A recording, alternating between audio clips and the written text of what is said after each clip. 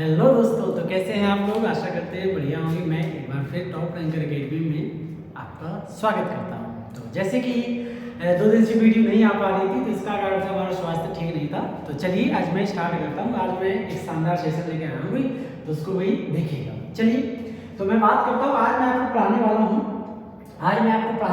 वो पढ़ाने वाला हूँ मेंस्ट्रुएशन। क्या पढ़ाने वाला हूँ? मेंस्ट्रुएशन।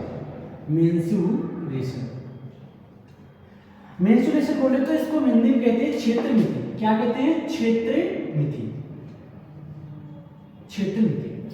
अब बात ये आती है कि मेंस्ट्रुएशन में क्या क्या पढ़ना होगा, क्या क्या नहीं पढ़ना होगा, सारे विषयों पर हम चर्चा करते हैं। तो जब मेंस्ट्रुएशन की हम बात करते हैं तो मेंस्ट्रुएशन में यानी कि क्षेत्र मिति में इसको मैंने 2 भागों में बांट दिया। यानी कि अगर मैं बात करूं इसको, यानी कि एक भाग मैंने इसका नाम बताया 2D और एक नाम इसको बताया भी 3D। यानी कि जो मेंस्ट्रुएशन हम लोग पढ़ेंगे वो 2D और 3D में पढ़ेंगे। 2D का मतलब होता है आपका भी, इसका मतलब होगा डायमेंशन। इसका मतलब क्या होगा? डायमेंशन मतलब होता है आयाम। क्या होता है? आयाम। और इसका मतलब हो गया भी, इधर भी होगा आपका भी क्या? डायमेंशन यानी कि आयाम। तो मैं बात करूं कि 2D और 3D में अंतर क्या होता है, तो इसे हम कहेंगे भाई द्विविमीय आकृति, और इसे मैं कहूंगा त्रिविमीय आकृति। यानी कि बात ये आता है कि 2D और 3D आकृति जो होती हैं उनमें अंतर क्या होता है, वो अंतर क्या होता है। तो सुनिए, अगर मैं बात करूं 2D और 3D की, यानी कि 2D में क्या होता है कि इसमें आकृति जैसे मैंने यहाँ पे कोई आकृति बनाई, अगर मैं इसमें कोई आकृति बना दूं तो जो सामने से यानी कि जो फ्रंट से आकृति दिखेगी वही इसकी बैक साइड से भी दिखेगी। समझ लो, मैंने कहा जो 2D होगा यानी कि द्विविमीय आकृति में होता क्या है कि जो आकृति आपको सामने से दिखेगी वही आकृति आपके वही पीछे से यानी कि फ्रंट से दिखेगी, उसमें कोई चेंजमेंट नहीं आता है। जबकि 3D में क्या होता है, 3 डायमेंशन में यानी कि त्रिविमीय आकृति में, इसमें क्या होता है कि आगे से आपको तो कुछ और दिखेगा, पीछे से कुछ और सबसे बड़ा अंतर क्या होता है 2D और 3D में? देखो 2D में क्या होता है, लंबाई होती है और लंबाई के साथ चौड़ाई होती है, और जबकि मैं 3D में बात करूं इसमें लंबाई के साथ चौड़ाई और उसके साथ ऊंचाई। अर्थात मैं कह सकता हूं क्या कि 2D और 3D में अंतर क्या होता है कि 3D में ऊंचाई होती है, 2D में ऊंचाई नहीं होती है। बात समझ लो। तो देखिए भाई, अब मैं बात करूं कि 2D और 3D में, इसमें कौन-कौन से आपके चैप्टर आ जाएंगे, और इसमें कौन-कौन से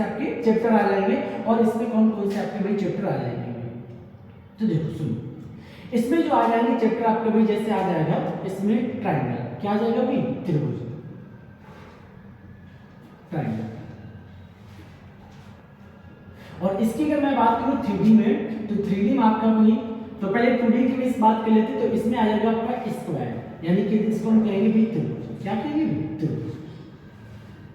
और अगर मैं बात करूं यहाँ पे फिर आ जाएगा आपका स्क्वायर। क्या आ जाएगा भी? स्क्वायर बोले तो आपका भी यहाँ से हो जाएगा वर्ग। और अगर मैं बात करूं यहाँ से भी आपका आ जाएगा यहाँ पे रेक्टेंगल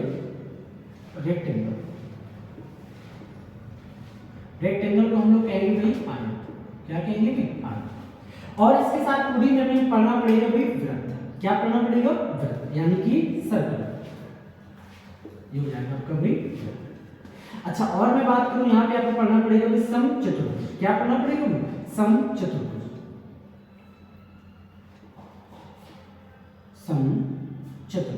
यानी कि समचतुर्भुज, ये पढ़ना।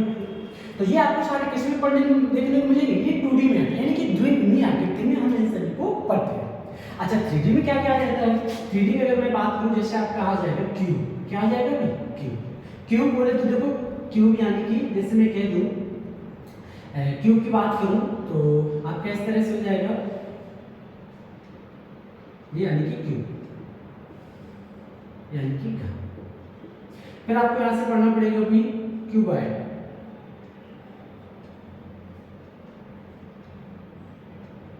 ये इस तरह से बना देते हैं, ये आपका घना बना, यानी कि क्यूबॉइड। ये आपका घना। क्या होगा? घना। हम घना किसमें पढ़ते हैं? इसमें 3D में। और क्या पढ़ेंगे इसमें भी? इसमें पढ़ेंगे भी बेलन। क्या पढ़ेंगे भी? बेलन। बेलन की अगर मैं बात करूं, ये बेलन हो जाएगा, इसे हम कहते हैं सिलेंडर, यानी कि बेलन। और अगर मैं बात करूं क्या पढ़ना पड़ेगा, हमें पढ़ना पड़ेगा कोण। क्या पढ़ना पड़ेगा? कोण। तो यानी कि कोण भी हम लोग यहीं से पढ़ेंगे, यानी कि कोण। कोण को हम लोग कहते हैं भाई, क्या कहते हैं? समकोण। क्या कहेंगे? समकोण। ठीक। और क्या पढ़ेंगे हम लोग यहाँ से भी? गोला। क्या पढ़ेंगे भी? गोला। तो गोला को क्या कहते हैं भी? स्फीयर। ठीक है। और भी यहाँ से क्या हो जाएगा भाई? अर्धगोला हो जाएगा। यानी कि ये आपके इंपॉर्टेंट आ जाते हैं। मेंसुरेशन को मैंने बताया, मेंसुरेशन मैंने दो भागों में बांट दिया, एक 2D और एक 3D। 2D मुझे ये सारे पढ़ने पड़ेंगे, ट्रायंगल हुआ, त्रिभुज, स्क्वायर हुआ, वर्ग, रेक्टेंगल हुआ, आयत, सर्कल हुआ, वृत्त, समचतुर्भुज हुआ, समचतुर्भुज यहाँ पे। और 3D की अगर मैं बात करूँ तो क्यूब, घन, अब क्यूबॉइड यानी घनाभ, सिलेंडर, बेलन, और कोण, शंकु, और स्फीयर यानी कि गोला। यानी कि ये आपको यहाँ से चैप्टर हमें पढ़ने पड़ेगा, यानी कि मेंसुरेशन के ये इंपॉर्टेंट चैप्टर है। जब तक आप ये सारे चैप्टर नहीं पढ़ सकते हो या आपको नहीं आते हैं तो इस मेंसुरेशन आपको भी नहीं आता है। तो इन सभी को मैं क्रम वाइज सबको पढ़ेंगे भाई। तो चलिए आज भी हेडिंग डालते हुए क्या, आज जो हेडिंग हमारी हो जाएगी वो हो जाएगी भाई ट्रायंगल। तो सभी लोग डाल दो भाई त्रिभुज।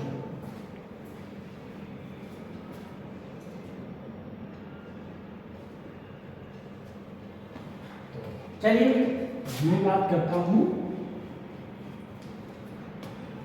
तो मेंसुरेशन में सबसे पहले हमने बताया कि हम आज पढ़ेंगे भाई 2D, और 2D का एक पार्ट होगा हमारा, 2D का एक पार्ट होगा भाई त्रिभुज। क्या होगा? त्रिभुज।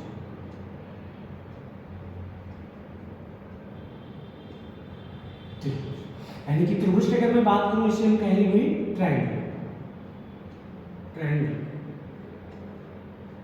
ठीक। तो ट्रायंगल।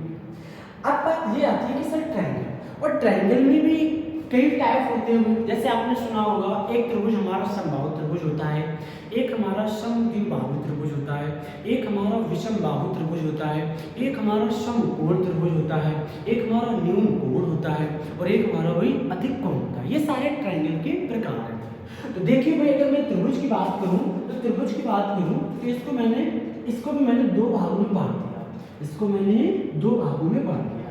अब बात ये आती है कि यानी कि इसे मैंने पार्ट ए नाम दिया और इसे मैंने पार्ट बी नाम दिया। ठीक। अब पार्ट ए में भी कौन कौन से, यानी कि पार्ट ए की जब मैं बात करूं, जब मैं पार्ट ए की बात करूं तो पार्ट ए का मतलब ये है कि इसमें भुजाओं के आधार पर, त्रिभुजों को मैं किस आधार पर बांटूंगा? भुजाओं के आधार पर। भुजाओं के आधार पर। और एक को मैं पार्ट बी को बांटूंगा भी कोणों के आधार पर। कोणों के आधार पर। बात समझ रहे हो? तो पहले तो मैं भुजाओं के आधार पे, इसके बाद कोणों के आधार पे। अच्छा भुजाओं के आधार पर त्रिभुज कौन कौन से होंगे? यानी कि पहला त्रिभुज तुम्हारा हो जाएगा भाई समबाहु त्रिभुज। कौन सा? समबाहु त्रिभुज। इसको हम लोग कहते हैं भी क्या? Equilateral triangle. Equilateral triangle. और अगर मैं बात करूं दूसरा जो त्रिभुज हमारा आ जाएगा वो आ जाएगा समद्विबाहु त्रिभुज। कौन सा?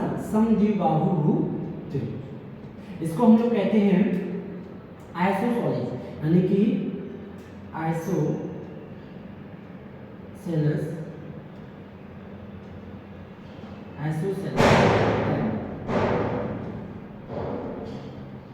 और अगर मैं बात करूं तीसरे नंबर पे हमारा आ जाएगा भाई कौन सा?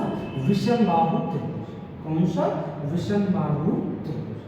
अब विषमबाहु त्रिभुज की मैं बात करूं तो ये हो जाएगा आपका स्केलिन ट्रायंगल। Scalene triangle. ठीक। तो ये भाई हो गया किसके आधार पे? ये हो गया आपका भाई भुजाओं के आधार पे। और अगर मैं बात करूं कोणों के आधार पे हमें कौन कौन पढ़ने पड़ेंगे तो आपको पढ़ना पड़ेगा भी यहाँ से भी तीन। कौन कौन से तीन है उनको भी हम देखते हैं क्रम वाइज कौन कौन से हो जाएंगे। एक आपका हो जाएगा समकोण। कौन सा? समकोण।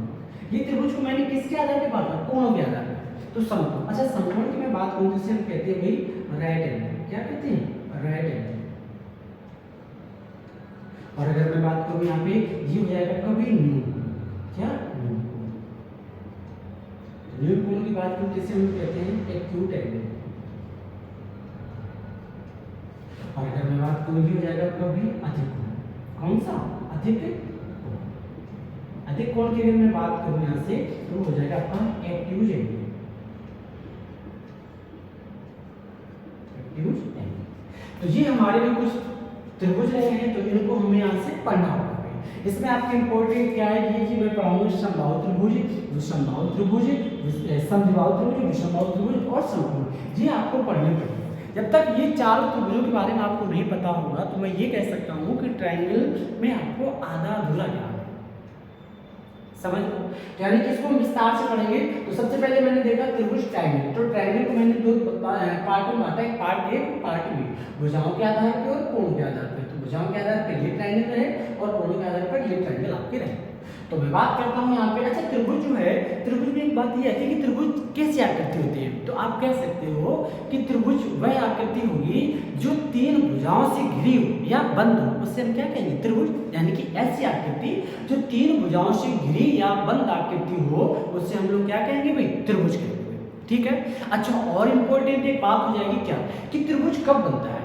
तो त्रिभुज हमेशा याद रखना कोई तीन भुजाएं होनी चाहिए और तीन भुजाओं की माप, जो तीन भुजाएं होंगी वो तीन भुजाओं की अगर मैं माप की बात करूं यहाँ पे ट्रायंगल के बारे में, तो जैसे मैंने यहाँ पे दिया 3:4:5, तो आपको ये पता है कि ये आपका ट्रायंगल बनता है, लेकिन ट्रायंगल कैसा होगा, ये आपका त्रिभुज हो जाएगा समकोण।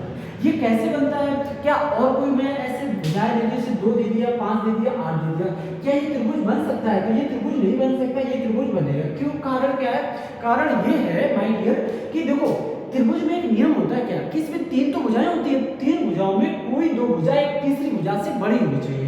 यानी कि त्रिभुज की दो भुजाओं का योग तीसरी भुजा से बड़ा होना चाहिए। देखो यहाँ से भाई 7 बड़ा है ना 5 से भाई, और अगर मैं 3 और 5 को जोड़ दूं तो 8, क्या 8 बड़ा होगा 4 से, मैंने कहा बड़ा होगा भाई, और 5 4 इनको अगर जोड़ दूं ना तो 5 4 9 3 से बड़ा। यानी कि त्रिभुज की दो भुजाओं का योग तीसरी भुजा से सदैव बड़ा होना चाहिए, तब त्रिभुज का निर्माण हो पाता है। अगर मैं बात करूं इधर तो ये त्रिभुज आपका नहीं बनेगा भाई, क्योंकि 5 को कितना होता है 7, तो ये मान बड़ा होना चाहिए था 8 से, लेकिन मैं बात करूं ये तो नहीं है, यानी कि 7 ये लेस देन, यानी कि 7 है छोटा 8 से, तो ये त्रिभुज का निर्माण नहीं करेंगे। तो आपको यहाँ से क्या पता पड़ा कि त्रिभुज की कोई तीन भुजाओं में दो भुजाओं का योग तीसरी भुजा से हमेशा बड़ा होना चाहिए, तो वो त्रिभुज का निर्माण करती है। और त्रिभुज की परिभाषा क्या है, यानी कि कोई भी आकृति तीन भुजाओं से घिरी या बंद आकृति को हम लोग त्रिभुज कहते हैं, ठीक। तो चलिए मैं बात करता हूँ, इस पर मैंने बात की और इसमें सबसे पहले हम पढ़ेंगे भाई समबाहु त्रिभुज, कि क्या होता है हमारा समबाहु त्रिभुज।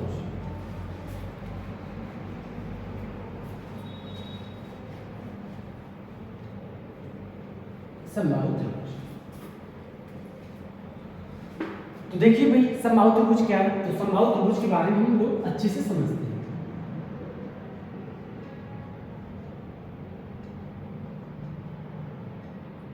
यानी कि इक्विलैटरल ट्रायंगल,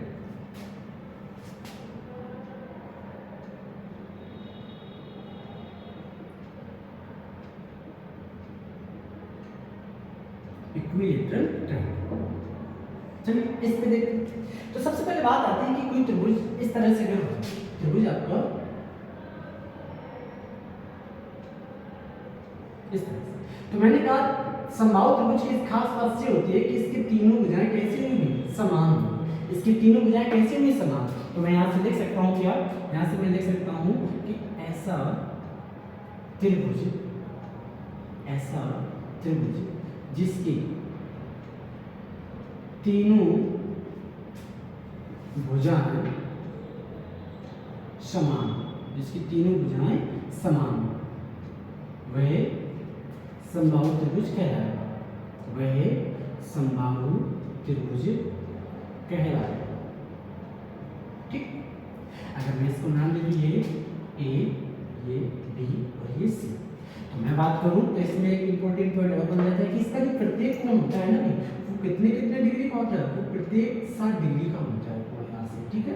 तो 60, तो मैं कह सकता हूँ कोण A बराबर कोण B बराबर कोण C कितने डिग्री का होगा, सारे भी 90 डिग्री, कितना होगा 90 डिग्री। तो ये समबाहु त्रिभुज की होगी पहचान। अच्छा बात करते हैं तो जो समबाहु त्रिभुज होगा, जो समबाहु त्रिभुज होगा उसका एरिया क्या होगा, समबाहु त्रिभुज का एरिया। तो ये इसके फॉर्मूले में कुछ इंपॉर्टेंट फॉर्मूले होंगे,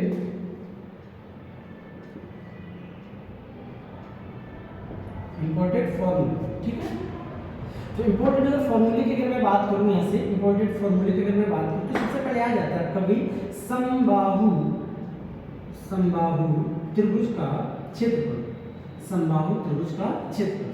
तो समबाहु त्रिभुज का क्षेत्रफल आपका हो जाता है ये √3/4a²। ये क्या हो जाता है? ये हो जाता है समबाहु त्रिभुज का क्षेत्रफल। और अगर मैं बात करूं जैसे समबाहु त्रिभुज की ऊंचाई, क्या समबाहु त्रिभुज की ऊंचाई, समबाहु त्रिभुज की ऊंचाई की बात करूं, जैसे मैं बात करूं जैसे मैंने ये ट्रायंगल बनाया, ये मैंने क्या बना दिया ट्रायंगल, तो इसकी ये क्या हो जाएगी यहाँ से लंब डाला जाएगा और इसी लंब को हम क्या कहेंगे ऊंचाई। तो यानी कि ये आपकी ये क्या हो जाएगी, ये हो जाएगी भाई हाइट। ये त्रिभुज कैसा होगा वो आपको पता ही, त्रिभुज होगा हमारा समबाहु।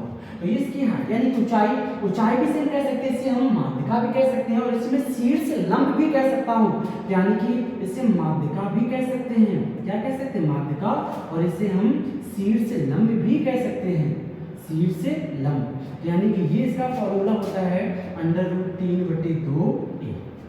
ठीक है, बात समझ लो। और अगर मैं बात करूं यहाँ से समबाहु त्रिभुज का परिमाप, तो समबाहु त्रिभुज का परिमाप क्या है? तो परिमाप की अगर मैं बात करूं तो परिमाप तो सभी का एक ही होता है। इसका मतलब ये है एक ही का कि आप किसी एक पॉइंट से जाओ, और उसकी बाहरी भुजा से होके भाई वापस उसी पॉइंट पे आ जाओ, तो उसका क्या कहलाता है? परिमाप। यही वर्गिका होगा, ये आयत का और ये त्रिभुज का। अर्थात मैं ये कह सकता हूँ कि चारों तरफ की माप, यानी कि परिमाप का अर्थ होता है, परि मतलब होता है चारों ओर और माप मतलब माप, यानी कि चारों तरफ की माप वो आपकी क्या होगी? परिमाप। तो अगर मैं बात करूँ यहाँ से मैं गया ए मिला फिर ए मिला ए, यानी कि 3 हो जाएगा, यानी कि परिमाप की अगर मैं बात करूँ तो ये क्या हो जाएगा आपका 3। बात समझ रहे हो? अच्छा ये बात हो गई। अगर मैं ये कहूँ कि इसको मैं एक मिड पॉइंट मान के, इसके एक सेंट्रोइड मान के, यानी कि मिड पॉइंट मान के एक यहाँ पे मैंने बना दिया भी सर्कल। क्या बना दिया? एक सर्कल। तो ये समबाहु त्रिभुज के अंदर अंतःवृत्त बना, समबाहु त्रिभुज के अंदर एक अंतःवृत्त बना। तो इसमें अंतःवृत्त का मतलब है ये आपकी भी आर होगी, भी क्या होगी? त्रिज्या। तो अगर मुझे निकालना होगा क्या कि समबाहु त्रिभुज के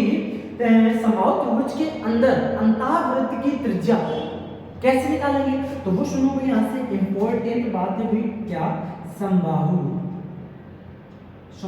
त्रिभुज के अंतःवृत्त की त्रिज्या यानी कि रेडियस त्रिज्या, और इसे हम प्रदर्शित करेंगे आर से। तो ये निकालने का फॉर्मूला हमारा हो जाएगा a/2√3। अगर अंतःवृत्त की त्रिज्या यानी कि ये अगर आपको निकालना होगा, ये त्रिज्या, ये सेंटर है, ये अगर त्रिज्या की मैं बात करूं, त्रिज्या परिधि से भी हर दूरी समान होती है, यानी कि त्रिज्या की अगर मैं बात करूं तो स्मॉल अगर r निकालना होगा तो a/2√3। और अगर मैं बात करूं यहीं से मैं एक इसी सेंटर से एक बना दूंगी परिवृत्त। क्या बना दूंगी? एक बना दूंगी परिवृत्त। तो परिवृत्त का मतलब है अगर यहाँ से त्रिज्या की मैं बात करूं ये, तो ये इसकी त्रिज्या ही तो होगी भाई। तो मैं बात करूं क्या कि समबाहु त्रिभुज के परिवृत्त की त्रिज्या, और इसे हम प्रदर्शित करेंगे कैपिटल आर से। तो इसका जो फॉर्मूला होता है वो जाता है a√3, यानी कि a/√3। तो बस इसमें ये कुछ आपके इंपॉर्टेंट फॉर्मूले थे भाई। समबाहु त्रिभुज का क्षेत्रफल √3/4a², समबाहु त्रिभुज की ऊंचाई को माध्यिका को शीर्ष लंब को तो √3/2a हो जाएगा, और समबाहु त्रिभुज का परिमाप की बात करूं तो √3 हो जाएगा। समबाहु त्रिभुज के अंतःवृत्त की त्रिज्या यानी कि स्मॉल r से प्रदर्शित करते हैं a/2√3। और अगर मैं बात करूं समबाहु त्रिभुज के परिवृत्त की त्रिज्या यानी कैपिटल R, ये हो जाएगा आपका a/√3। तो ये आपके कुछ यहाँ से इंपॉर्टेंट फॉर्मूले बनते हैं, कहाँ से भी? यानी कि समबाहु त्रिभुज से। समबाहु त्रिभुज से ये आपके इंपॉर्टेंट क्या हो जाएंगे? ये फॉर्मूले हो जाएंगे।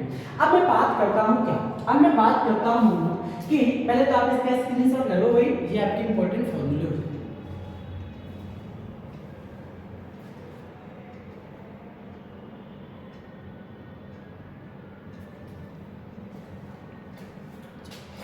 चलो भाई, अब अगर मैं बात करूं कि इसमें भी बात खत्म नहीं हुई है, समबाहु त्रिभुज पे अभी बात खत्म नहीं हुई है। अब यहाँ से पूछ लिया जाता है कि समबाहु त्रिभुज के अंदर अंतःवृत्त की त्रिज्या और परिवृत्त की त्रिज्याओं के बीच अनुपात क्या बनता है। तो अगर मैं बात करूं, देखो ये हमारा इसे ट्रायंगल है, ये हमारा एक ट्रायंगल है, और ये मैंने इसके अंदर एक बना दिया, भी क्या बना दिया? एक वृत्त। तो ये इसकी क्या हो जाएगी? Capital R. और एक मैंने त्रिभुज ले लिया, और इसकी मैंने परिवृत्ति से केंद्र मान के एक मैंने परिवृत्त बना दिया, तो ये इसकी हो जाएगी कैपिटल आर। क्या हो जाएगी? Capital R.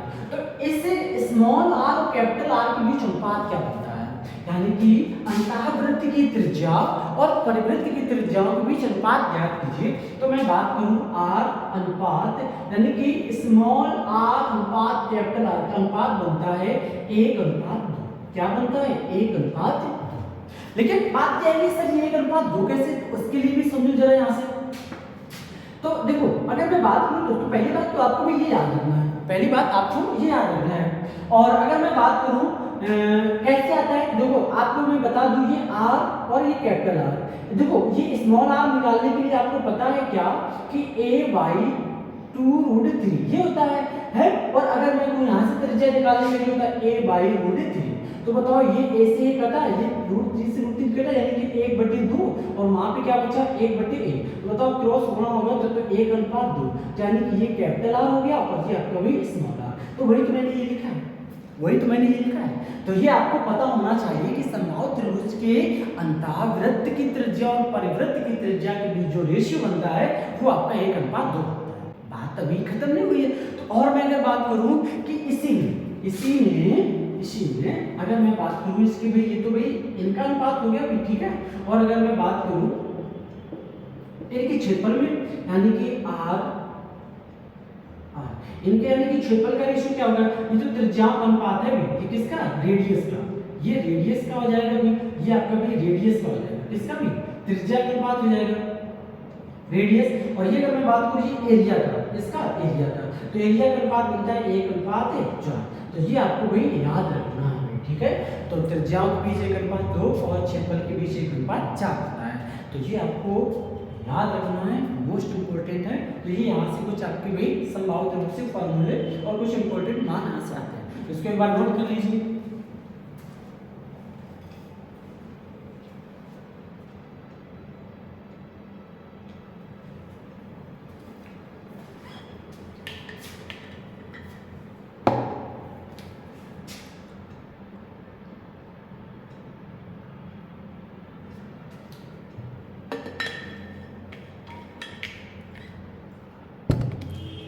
चलिए ये आपने नोट कर लिया।